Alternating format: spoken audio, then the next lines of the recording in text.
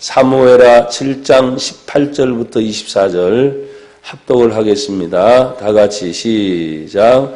다윗 왕이 여호와 앞에 들어가 앉아서 이르되 주 여호와여 나는 누구이오며 내 집은 무엇이기에 나를 여기까지 이르게 하셨나이까.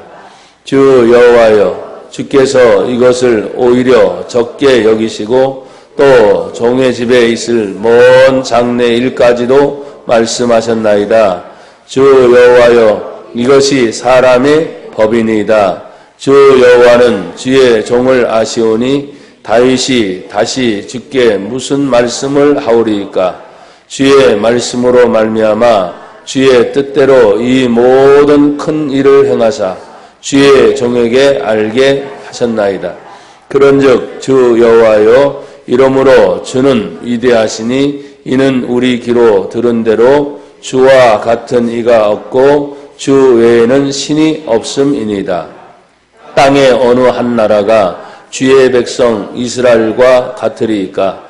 하나님이 가서 구속하사 자기 백성으로 삼아 주의 명성을 내시며 그들을 위하여 큰 일을 주의 땅을 위하여 두려운 일을 애국과 많은 나라들과 그의 신들에게서 구속하신 백성 앞에서 행하셨사오며 주께서 주의 백성 이스라엘을 세우사 영원히 주의 백성으로 삼으셨사오니 여호와여 주께서 그들의 하나님이 되셨나이다.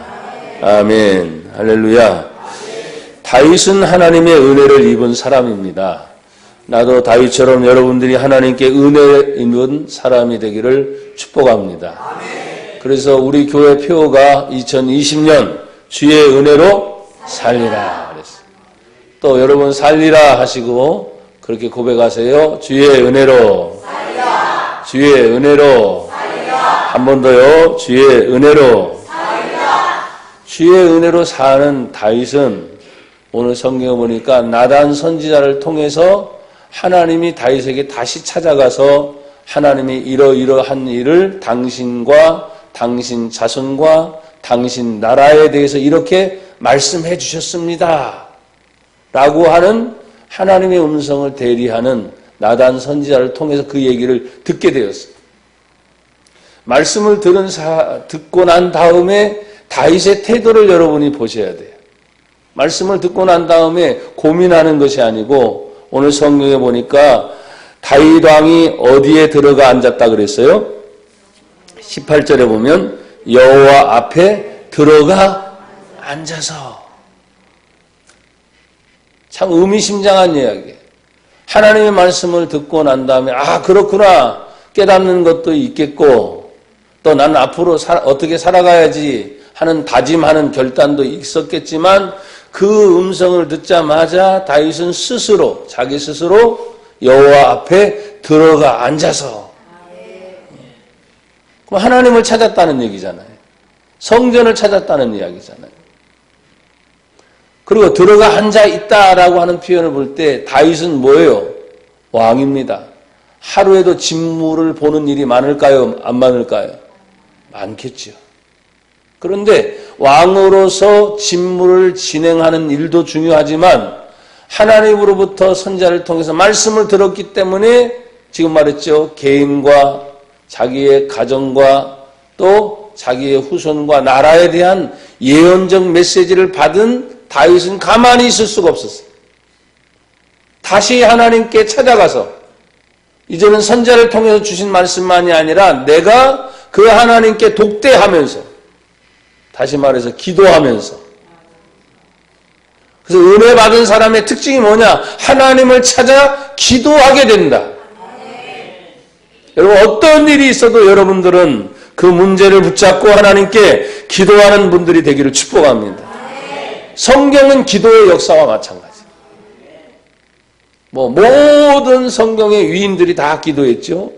우리 예수님 자신은 말할 것도 없고 아예 생활의 습관이 기도였기 때문에 그래서 이 본문의 이야기를 듣다 보니까 은혜를 받은 자는 당연히 여호와 앞에 들어가 앉아서 말씀 붙잡고 뭐예요? 그 문제를 다시 하나님께 아뢰면서 너무너무 감사한 거잖아요. 나에 대해서 말씀을 주셨습니다. 아멘. 나에 대해서 응답을 주셨습니다. 나에게 확신을 주셨습니다. 나는 모르는데 먼 미래까지 예언의 계시를 주셨으니 이게 얼마나 감사해요. 여러분과 저는 내일 일 알아요, 몰라요? 몰라요. 아는 사람 하나도 없어요. 근데 이미 우리는 스케줄이 있기 때문에 내일은 그렇게 될 것이다. 모레는 그렇게 될 것이다. 가요, 안 가요? 가는 거예요. 그런데 그 일대로 다 진행될 수도 있고 진행되지 못할 수도 있어요. 그래서 우리는 내일 일은 모른다는 말을 해야 합니다. 왜? 한 날 한 날 그 날이 하나님이 동행해 주셔서 하나님 나와 함께 하시는구나. 감사합니다, 하나님. 은혜 받은 자의 특징이 뭐라고 했어요? 여호와 앞에 들어가 앉아라. 들어가서 앉았으면 그러면 한참의 시간은 나오진 않아. 그러나 들어가서 하나님 고맙습니다, 감사합니다. 바로 그냥 나갈까요? 그러진 않겠지. 선지자를 통해서 하나님의 말씀을 들었으니 굉장히 또 생각하고 기도하고 묵상하고 기도하고 말씀을 생각하며 기도하고 자기가 하나님 앞에 오랫동안 나름대로 머물면서 하나님 앞에 자기를 다시 드리는 기도는 뭐냐? 자기를 드리는 시간이에요. 우리는 기도를 하면 기도는 그냥 하나님께 내 기도의 소원의 제목을 따다다다다다 아뢰고 그것이 뭐 30분, 1시간, 2시간 하나님의 성령이 도와주시면 몇 시간 쭉 내려갈 수도 있어요. 기도가요. 어떤 때는 5분 동안 앉아있기도 힘들 때도 있어요. 근데 오랫동안 아마도 다윗은 그렇게 하나님께 앉아서 묻습니다. 여호와여 나는 누구입니까? 몰라서 물어요? 여호와 하나님 나는 누굽니까? 주의 종의 집은 어떤 집입니까? 여러분의 가정은 지금 어떻습니까? 나의 상태는 지금 어떻습니까? 누구보다도 내 자신은 나를 알아요, 몰라요? 알잖아요. 여러분 얼굴 들고 뺀질뺀질 웃고 있지만 속에서 울고 있는 사람이 있을 줄잖아요. 애써 행복해 보이지만 속에서 상처받아서 괴로워하는 사람도 있을 거 아닙니까? 하나님의 위대한 말씀의 명령을 받은 다윗은 자기가 누구인 걸 뭘 몰라. 왕이지. 이미 나단 선지자를 통해서 너를 양을 치는 목동에서 이끌림을 받던 사람이 한 나라의 주권자가 되기까지 삼으시고 세우신 그것에 대해서 자기를 몰라요? 근데 다시 묻는 거예요. 나는 누구냐? 여러분 늘 질문하세요. 나는 누구냐? 여러분 스스로. 힘 빠져 있는 사람? 약해져 있는 사람? 믿음이 있는가 없는가 고민하는 사람? 그게 아니잖아요. 여러분은 성경을 너무나 잘 압니다. 예수 그리스도를 영접합니다. 영접하는 자 곧 그 이름 예수를 믿는 자들에게는 하나님의 자녀가 되는 권세를 주셨으니 나는 누구냐? 하나님의 자녀다 이거. 나는 누구냐? 하나님의 백성입니다. 나는 누구냐? 예수님 때문에 제사함 받았습니다. 나는 누굽니까? 이 땅에 사는 동안 이 세상의 목적이 아니라 하나님의 영광을 위해 살아가는 사람입니다. 돈을 벌어도 하나님의 영광을 위하여, 먹고 마셔도 하나님의 영광을 위하여, 공부를 해도 하나님의 영광을 위하여, 내 인생에 나가는 모든 길도 하나님의 영광을 위하여, 그런즉 먹든지 마시든지 무엇을 하든지 다 하나님의 영광을 위하여 하라. 이게 성경에 다 나와 있는 거예요. 다윗이 지금 몰라서 주여와요 나는 누굽니까 도대체? 이 말은 자기를 모르는 게 제가 하나님의 이 은혜를 받을 만한 자격이 있습니까? 제가 이렇게 큰 하나님의 사랑을 받을 자격이 있습니까? 목동에서부터 왕이 되기까지. 심지어 내 마음에 소원 하나 가졌을 뿐인데 왜 이리저리 움직이고 있는 장막과 성막의 하나님의 법궤, 임재의 상징인 그 하나님을 제발 예루살렘 성전에 세워서 영원히 하나님이 그 자리에 머물고 싶은 하나님의 성전을 건축하고 싶은 그 마음 하나 뿐이었는데 하나님이 그 마음을 알아주시고 내가 너를 책임져 주겠다. 네 자손까지 책임져 주겠다. 나라를 세운 왕위가 영원히 보존되도록 책임져 주겠다. 야, 얼마나 감사한지 몰라요. 저는 그래서 나는 누구이오며 내 집은 무엇이기에 나를 여기까지 이르게 하셨나이까? 짧은 성경의 구절이지만 하나님의 말씀에 대한 묵상의 깊은 곳으로 들어가. 그 뭐가 또 생길까요? 믿음이죠, 믿음. 죽음에서도 나를 건져내신 하나님, 위기에서도 나를 건져내신 하나님, 약함 중에도 나를 건져내신 하나님. 다윗 스스로는 자기 자신이 건강만 늘 하지 않았어요. 몸이 아플 때도 찾아왔습니다. 그런 데서도 고치시는 하나님. 수많은 우여곡절 속에서 나를 여기까지 이르게 하셨나이까? 여기까지 도와주셨다는 말의 뜻이 뭐예요? 사무엘상에 나오잖아요. 에베네셀, 여기까지 도우신 하나님. 에베네셀 하나님. 그 고백이 여기도 나오는 거예요. 여기까지 이르게 하셨나이까? 근데 나나 여러분들이 지금 여기까지 온 상태에서 보면 감사가 나옵니까? 감사를 잃어버린 분들 감사를 찾으세요. 진짜 감사한 게 많거든요. 감사가 많아요. 그래서 말씀에 대한 묵상을 했겠구나. 그러니 묵상하면 할수록 뭐예요? 믿음이 내 안에 생기는 거예요. 나는 절대로 하나님이 나를 버리지 않는 이상, 하나님이 나를 책임져주는 인생이라면 하나님이 영생천국 저 천국에 이르기까지 이 세상 사는 동안 여전히 눈물이 있어요. 아픔이 있어요. 고통이 있어요. 상처가 있어요. 그럼에도 불구하고 이 모든 것이 나에게 신앙의 간증이 되게 하실 것이다. 왜? 하나님은 살아계신 하나님이니까. 이걸 믿는 거예요. 믿는 거. 그 말씀에 대한 묵상을 깊이 하면 할수록 얼마나 기가 막혀요, 다윗이요. 그러면서 19절에 이렇게 말했지 않습니까? 주 여호와여, 주께서 이것을 오히려 적게 여기시고, 하나님 앞에서는 한 사람을 세우고 한 가정을 세우고 한 나라를 세우는 이 모든 것들은 하나님 앞에서는 뭐 큰 일이에요, 적은 일이에요? 아주 적은 일이에요. 왜? 온 우주 만물을 창조하신 그 하나님이 그 중에 티끌 같은 한 사람, 그 인생을 인도하지 못하실까? 세계로도 수많은 문명과 나라들이 사라졌다 없어졌다 사라졌다 없어졌다 했잖아요. 그런데 하나님이 다윗의 왕위를 보존하시면서 진행하는 이 모든 일들을 다윗 스스로 말합니다. 이렇게 적게 여기셨나이까. 그래서 하나님 보는 입장에서는 아무것도 아니죠. 사람의 입장에서 이 문제가 너무너무 큰데 하나님 주신 믿음으로 보니까 이건 아무것도 아니야. 그래서 내 관점으로 보는 거잖아. 하나님 주신 믿음의 눈으로 보느냐에 따라서 사람들은 달라지게 돼 있어요. 돈이 없으니까 사람들은 아이고 난 가난해요. 마치 돈이 없으니까 가난해. 근데 내 아버지가 지금 가난한 분이에요? 믿음이 생기면 나는 가난한 게 아니야. 아버지가 부자이니까 그 아버지의 부자가 언젠가 나에게 오겠거니. 근데 뭐 게으르고 살아야 돼? 무책임하게 살아야 돼? 눌러날라 그냥 내버려두고 살아야 돼? 그게 아니잖아요. 그 아버지의 마음을 어떻게 해요? 끌어당길 수 있는 뭔가라도 있어야 될 거 아니에요. 다윗은 지금 다시 말합니다. 주 여호와의 주께서 이것을 오히려 적게 여기시고 또 종의 집에 있는 어떤 일까지 먼 장래 일까지도 말씀하셨나이까.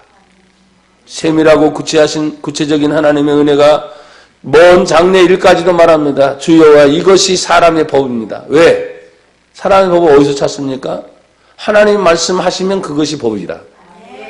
고백합시다. 하나님 말씀하시면 잘 따라하세요. 하나님 말씀하시면 그것이 법입니다. 목사의 말 따라오려고 그러지 말고 이것이 정말 하나님 말씀이라면 절대적이잖아요. 하나님 말씀은.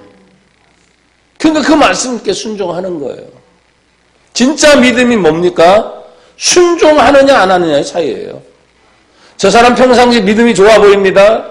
근데 결정적인 순간 순종하지 않습니다. 아이고 믿음이 다 거짓말이었구나. 어쩔 수 없어요. 자기는 여전히 믿음이 좋다 그래. 에이 천만에. 왜? 순종하게 되는 결단의 문제가 반드시 나에게 여러 번 찾아옵니다. 여러 번. 믿음이 있는 사람은 순종합니다. 그게 결과입니다. 근데 믿음이 있느라고 하고 순종하지 못한 믿음이 없는 게 아니에요. 죽은 믿음이죠. 아, 믿음을 계속 얘기해왔지만 죽은 믿음이구나. 왜? 죽은 믿음은 뭐예요? 행함이 없는 믿음은 죽은 믿음. 믿음이 없는 게 아니야. 죽어 있어. 그 죽은 믿음이 절대로 살아나지 않는 한 그 사람은 계속 그렇게 반복이 됩니다. 그래서 믿음 있는 척은 합니다. 행하지 않습니다. 행하지 않는다는 건 뭡니까? 순종함이 없는 것입니다. 돈 문제? 간단합니다. 나는 성도들이 헌금 강요 많이 안 하잖아요. 근데 사람들은 어느 날 갑자기 자기 시험 든 상태니까 지금 이렇게 헌금하지 않아요 하는데도 봐 헌금 얘기했잖아 이렇게 나와요. 참 안타까운 거예요. 여러분이 잘 분별해서 들으시길 바라요. 우리 교회 가난합니다. 우리 교회 약합니다. 우리 교회 작습니다. 인정합니다. 그런데 지금까지 해온 모든 일을 보면 작아서 못했나요? 약해서 못했나요? 없어서 못했나요? 아니었어요. 다시 고백합시다. 하나님이 하시면 됩니다. 한 번 더 하나님이 하시면 됩니다. 그게 중요한 거예요. 저도 하나님 믿고 여러분도 하나님 믿잖아요. 그래서 지금까지 되어온 거 보면 기가 막히게 우리 성도들 눈물 흘린 기도 헌신도 있어. 근데 그거 가지고는 도대체 되는 게 아니었어. 아무리 여러 차례 말해도. 근데 기가 막히게 그때마다 어떤 때는 뭐 은행권이 됐던 어떤 때는 다른 사람이 됐던 어떤 때는 다른 환경의 교회의 문제가 됐던 그것이 합력하여 선을 이루어 지금까지 오게 하셨다 이 말이에요. 10년 전의 일을 내가 어떻게 합니까? 근데 10년 전에 딱 들어오면서 선포했잖아요. 되게 하시는 하나님의 역사가 일어날 것이다. 그리고 진행되어 왔어요. 얼마나 힘들었어요. 그렇죠? 얼마나 어려웠어요. 근데 되게 하시더라고요. 사랑하는 여러분, 장래 일에 대해서 여러분 지금 무슨 생각을 합니까? 다른 거 없습니다. 나는 죽는 게 아니에요. 언제나 소망이에요. 소망이 뭐예요? 희망이라는 말과 비슷한 거예요. 좀 구별을 하긴 하더라고요. 소망이라는 말은 절대적인 하나님의 신적인 존재에 의해서 모든 것이 이루어지는 일이라면 희망하는 것은 인간적인 요소가 조금 들어가 있어요. 근데 거의 비슷비슷해요. 지금보다 내 앞날에, 저도 점점점 나이가 많아지고, 여러분도 점점점 나이가 많아지면, 나이 많아지는 사람은 뭐 힘이 없어지고, 가진 것도 없어지고 막 그러잖아요. 그러니까, 진짜 소망이 있긴 하나? 사람들 생각을 그러잖아요. 항상 돈 문제, 건강 문제, 환경 문제가 지금보다 더 좋아지고 나아져야 이게 소망적이라고 생각을 하기 때문에 이걸 여러분 깨지 않는 한 여러분이 가다가 점점점 연세가 드시고 힘이 약해지고 소유하는 것이 말이죠. 글쎄요. 현찰을 얼마큼 소유해야 여러분 노후에 걱정 없이 살까요? 근데 제가 노후 생활을 하는 사람들을 여러 번 만나거든요. 걱정이 없는 게 아니야. 제가 봤을 땐 충분히 걱정하지 않아도 될 형편인데도 여전히 걱정이야. 여전히 염려하고 걱정하고 불안하고 초조해. 그래서 그 기준의 가치가 참 애매해. 사람들이 생각할 때. 근데 도리어 어떤 사람은 그렇습니다. 어떤 의사의 얘기를 이렇게 들어보니까 자기는 한동안 1997년 정도면 한 3, 40년 전으로 내려가잖아요. 참 세상적으로 성공한 케이스였어요. 근데 가다 보니까 점점점 뭐예요? 그 이론이 맞지 않는 거예요. 자기가 말한 것들이 맞지 않는 거야. 책을 저술했는데도 불구하고. 그러니까 나중에 뭐냐, 이제 70대 후반이 되고 80대가 되니까 어떻게 해요? 시골로 가는 거야, 시골로. 먹는 것도 어떻게 해? 옛날에 너무 잘 먹었어. 그러니까 소식을 하기 시작하는 거야. 다 줄이는 거야, 다. 그러니까 풍성할 때는 모든 것이 풍성했으니까 거기에 맞춰져서 그 이론을 쓰고 책을 써냈는데, 이 30년이 지나고 나서 자기가 늙은이가 되니까, 죄송해요, 우리 어르신 늙은이란 말. 그 사람한테만 제가 하는 말이에요, 지금. 자기가 나이가 먹어보니까 이건 아니다, 이거야. 그래서 도시를 떠나자. 시골로 가자. 가서 좋은 공기. 먹거리도 옛날처럼 그러니까 막 이렇게 먹는 것도 아니고. 근데 그게 더 낫대. 근데 왜 그때는 깨닫지 못했을까? 많이 누려서? 많이 가져서? 가린 거죠. 자기 눈을 가린 거지. 거짓에 속은 거죠. 그래서 먹는 것도 뭐 체계적으로 가지는 것도 뭐 더 많이 했는데 결국 나중엔 다 버리기 시작해요. 다 버리기 시작. 그렇지만 제가 여러분에게 정확한 예언을 한다 그랬죠. 가진 자든 안 가진 자든 부자든 또 가난한 자든 예언합니다. 지금 나나 여러분 모두는 죽습니다. 죽어요. 히브리서 9장 27절 한 번 죽는 것은 하나님이 정한 법칙이다. 근데 그 후에는 뭐가 기다린다고요? 심판이 기다립니다. 이 심판의 문제를 어떻게 해결할 것인가? 이것이 바로 예수님 때문에 믿고 제사함 받은 자 예수님을 통해서 천국 간다. 이게 심판의 문제. 근데 죄의 문제를 해결하지 못하니까 죄를 해결할 수 있는 분은 오직 예수인데 그 예수를 믿을 기회가 왔는데도 불구하고 믿지 못하니까 죄 때문에 어디 간다? 지옥 간다. 이게 성경의 핵심이에요. 다윗을 통해서 우리에게 보여주는 것들이 다른 게 아닙니다. 나와 여러분들의 장래 일에 대한 소망은 뭐냐? 결국 다윗이 이 모든 문제를 알고 난 다음에 계속해서 우리가 지금 읽었잖아요. 지금 18절부터 24절까지 읽어 내려가는 동안에 그냥 여호와도 아닙니다. 주 여호와, 주 여호와, 주의 종의 집에, 주의 말씀에 또 주와 같으신 이 없고 하면서 주의 백성, 주의 나라, 주의 땅 하면서 모든 것이 주님께 포인트가 되어 있습니다.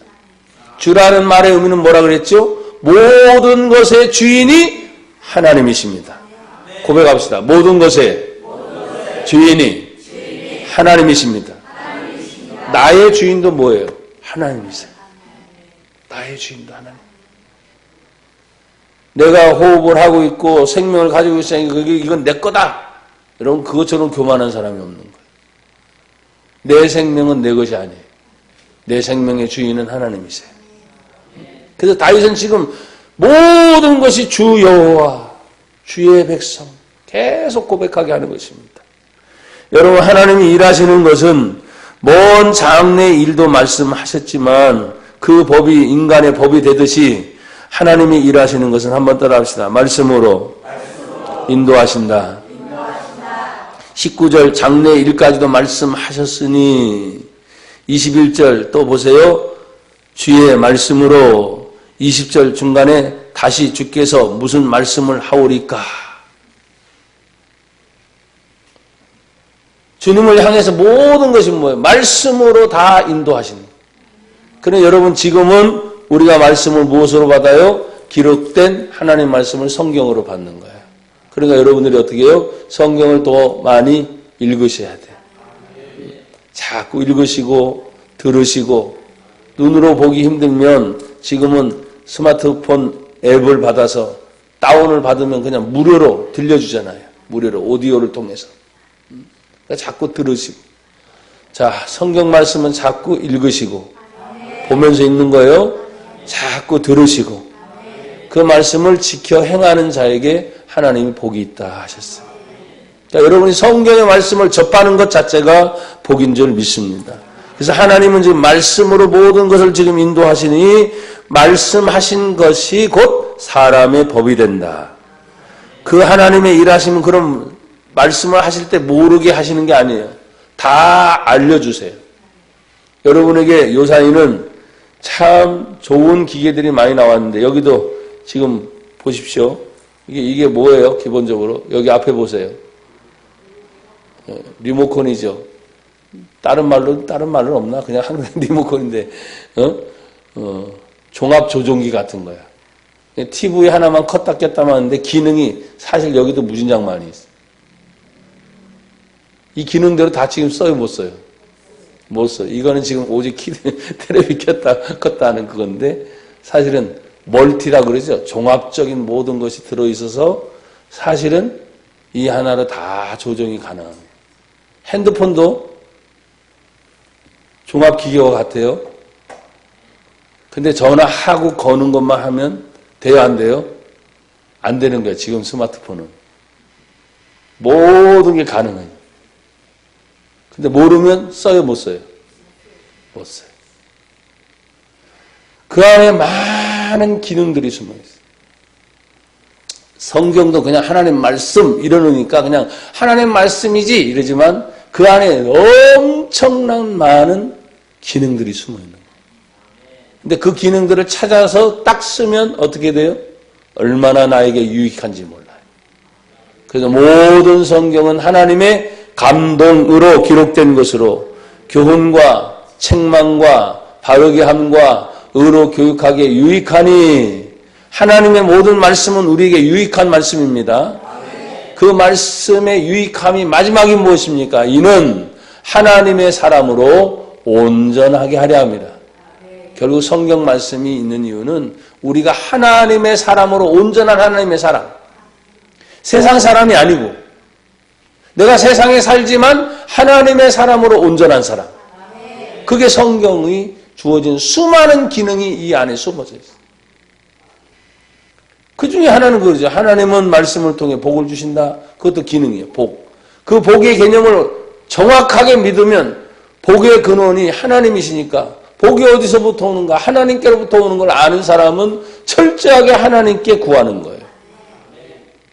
사랑하는 여러분, 오늘 우리는 주의 종을 통해서 알게 하시되 그 모든 일이 또 어떻게 이루어지느냐. 21절 다 같이 한번 다시 읽어봐요. 시작. 주의 말씀으로 말미암아 주의 뜻대로 이 모든 큰 일을 행하사 주의 종에게 아멘. 모르게 하세요? 알게 하세요? 알게 하세요. 그래서 여러분들은 하나님 뜻을 알아요? 몰라요? 알아요. 고백합시다. 우리는 하나님의 뜻을 압니다. 기본적으로 이게 성경 말씀이라고 그랬잖아요. 문자로 된 성경 말씀이지만 여러분이 또 깊이 묵상하고 듣고 깨닫다 보면 이 기록된 말씀 외에 깨닫는 것이 굉장히 많아져요. 많이 알게 돼요. 그래서 성경의 말씀을 깨달게 되면 뭐가 일어나느냐? 변화가 일어나, 변화. 내 안에서부터 변화가 일어나. 내 삶의 모든 문제에서 변화가 일어나. 아, 그렇구나. 여러분도 사람과 사람을 만날 때 관계라 그러잖아요. 관계. 내가 누구를 만나느냐에 따라서 내가 영향을 받아서 그 마음에 뭐가 일어나죠? 변화가 일어나잖아요. 변화. 그래서 좋은 변화를 많이 가져올 수 있는 사람일수록 그 사람은 하나님의 말씀에 순종할 수 있는 확률이 커요. 우리는 불순종의 죄악적 요소가 누구든지 다 있어요. 저도 설교를 하고 있지만 죄를 지을 수 있어요. 이 땅에서 난 세 가지 요소는 딱 세 가지입니다. 이생의 자랑, 안목의 정욕, 육신의 정욕. 육신을 내가 이기기 참 어려워. 그러니까 정욕이 있어. 바라보는 것으로 판단하고 느끼는 것들이 있어요. 이 세상에 살면서 뭐라도 자기는 자랑하고 싶은 게 있어요. 자랑하고. 자, 이것이 세 가지 요소인데 안 걸릴 사람이 없어요. 딱 걸려 넘어져. 근데 땅에서 세상에서부터 난 이 모든 것을 이길 수 있는 유일한 방법이 있어요. 뭐예요? 그건 땅이 아닌 하늘에서부터 내려오는 거여야 돼. 그것이 하나님 말씀이에요. 그러니까 여러분들이 하나님 말씀을 통해서 큰 일을 이루시는 것도 어떻게 이루시냐? 주의 말씀하신 그 뜻대로 이루어지는 일들이에요. 개인의 문제든 가정의 문제든 교회나 심지어 나라의 위기의 상황 속에 일어나는 모든 문제도 사실은 주의 말씀의 뜻대로 지금 진행되고 있습니다. 나는 우리 성도에 늘 말씀을 드렸어요. 이 세계의 역사의 흐름이 성경대로 흘러가고 있다. 그래서 성경은 하나님의 세계를 말할 뿐만 아니라 현 인류가 존재하고 현 인류가 모든 일을 이끌어 가는데 성경대로 역사가 쓰여지게 돼 있어요. 근데 이 성경에 모든 흘러간 역사를 다 담을 수가 없으니까 중심되는 하나님의 사상만, 중심되는 나라들을 끄집어서, 중심되는 인물들을 끄집어서 이것이 하나님의 계획이다라고 계시된 성경으로 우리에게 이미 본보기를 주셨어요. 몇 년 전에, 2000년 전에 이미 끝난 거예요. 우리가 지금 성경의 말씀을 듣고 있잖아요. 예수님 시대에 썼던 신약 성경도 다 2000년 전 말씀이잖아요. 그러니까 2000년 전의 말씀이 어떻게 이렇게 정확하게 2000년 후에도 이렇게 계획이 진행되어 가는가? 간단해요. 주의 말씀대로 큰일이 진행되고 있는 거예요. 그리고 성경의 맨 마지막은 무엇입니까? 고백합시다. 우리 예수님 다시 오십니다. 한 번 더. 우리 예수님 다시 오십니다. 이게 이제 마지막 약속을 이루시는 거예요. 자, 그렇다고 한다면 하나님이 지금 일하시는 것과 그 일하심 속에 나타나는 역사는 뭐냐? 한번 따라합시다. 주의 백성을 찾으십니다. 그래서 오늘 여기 성경에 보십시오. 뭐라고 말을 하고 있습니까? 22절 그런즉 주 여호와여 이름으로 주는 위대하시니 이는 우리 귀로 들은 대로 주와 같은 이가 없고 주 외에는 신이 없음이니이다. 땅의 어느 한 나라가 주의 백성 이스라엘과 같으리까? 하나님이 가서 직접 뭐 하셨어요? 구속하사. 그래서 지금 성경을 우리가 읽고 있을 때 제가 누차 말씀드렸습니다. 지금 사무엘 시대, 하나님 앞에 성경의 시대는 뭐예요? 지금에 있는 북아메리카, 남아메리카 없는 시대라고. 고대 근동의 시대를 생각하면 지금의 캐나다가 있는 북아메리카, 미국이 있는 남아메리카 중심으로 이 모든 것들이 뭐예요? 없는 시대의 이야기예요. 그건 나중에 생긴 나라들이니까. 그러면 고대 근동의 이스라엘이 중심으로 펼쳐서 하나님이 딱 찾으시는 거예요. 어떻게? 주의 백성을 어디에서 찾았어요? 이스라엘 백성으로 삼으시고. 성경에 보니까 다윗은 이렇게 보여요. 하나님이 가서 구속하셨다. 그랬어요.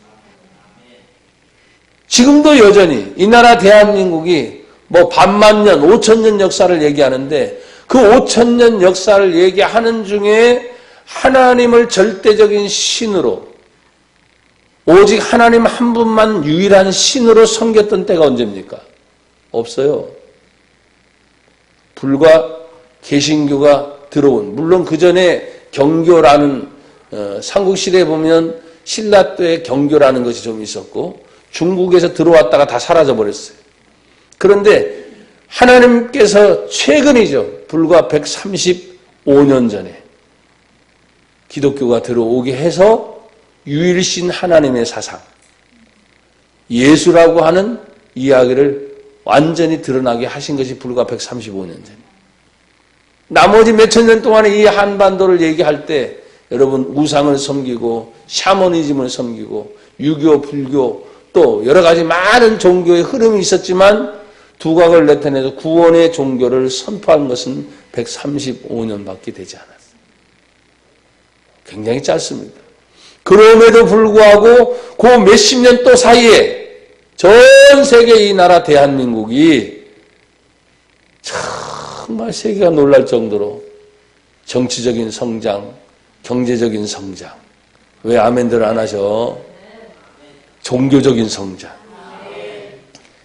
남한의 인구의 약 25%인 1000만이 넘는 기독교 인구가 있다? 이건 불가사의한 겁니다. 세계 역사가 없었던 거니까. 새로운 역사를 써내려가도록 지금 누가 인도하시느냐?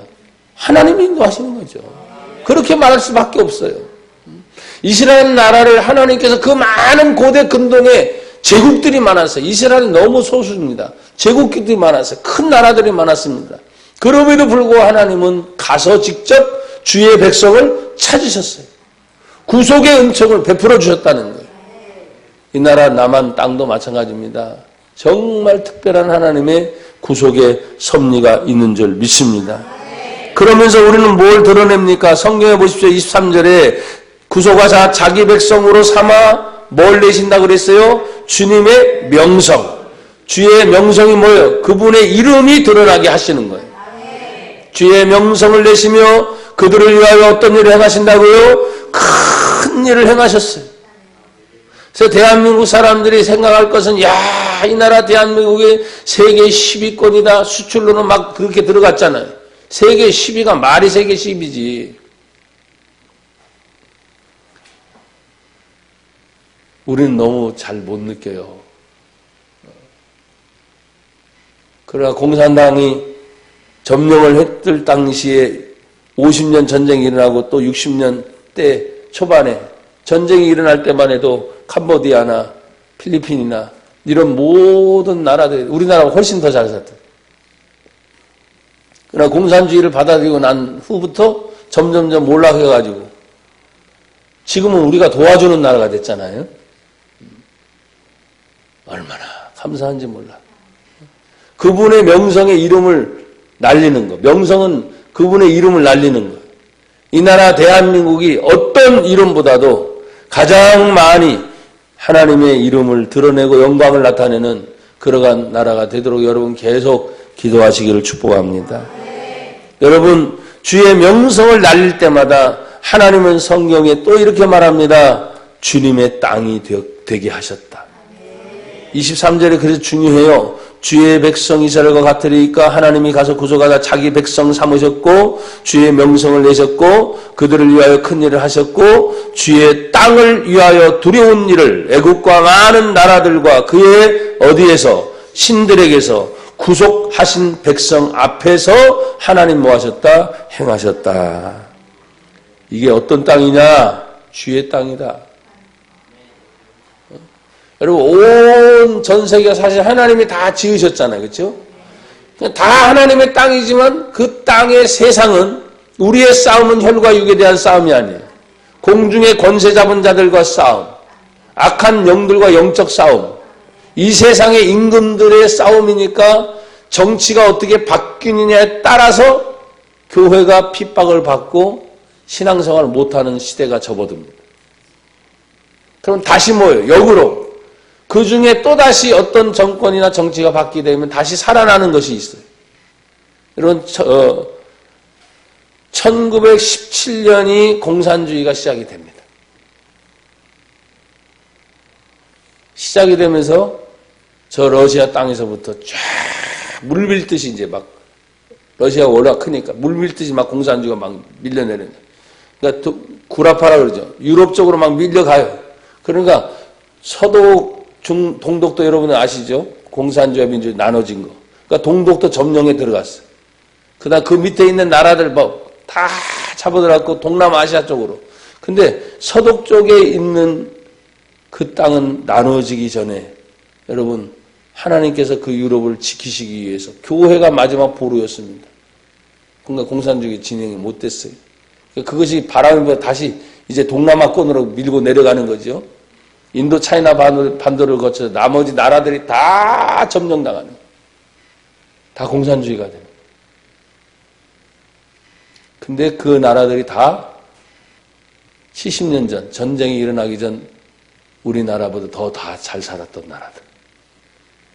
근데 다시 70년 만에 남한과 북한이 갈리고 나서 이런 어마어마한 일들이 벌어집니다. 모든 땅이 다 하나님의 땅이지만 도리어 유독 주님의 땅이라고 지칭을 할 수 있는 곳이 어디에 있을까요? 지금 우리는 북한과 남한 이렇게 표현합니다. 북한 땅도 사실 하나님의 땅이죠. 남한 땅도 하나님의 땅이죠. 모든 땅이 주의 땅인 줄 믿습니다.